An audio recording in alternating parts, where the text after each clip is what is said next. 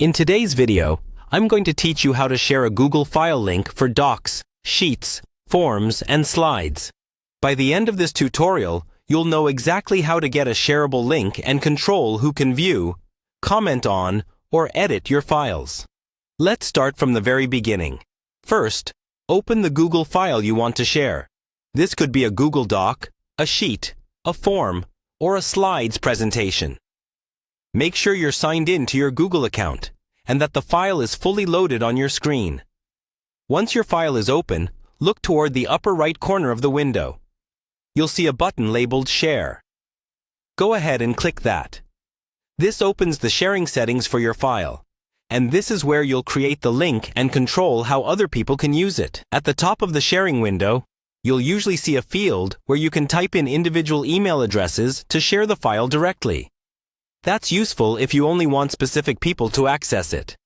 But in this video, we're focusing on the link option, which is perfect when you want to send the file through chat, email, or even embed it in another tool. Look for the section that mentions Get Link or something similar. You'll see a line that tells you who currently has access.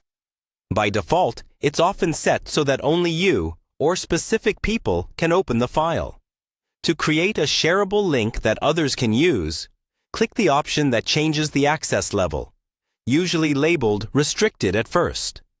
When you click that, you'll see several choices, such as Restricted, anyone with the link, or access limited to people in your organization, if you're using a work or school account.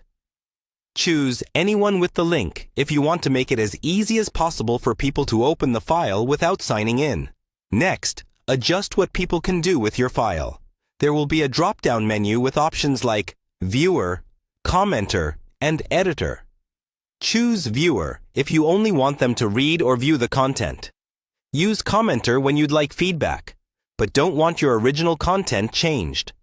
Only choose Editor if you fully trust the people you're sharing with, because they'll be able to modify or even delete content.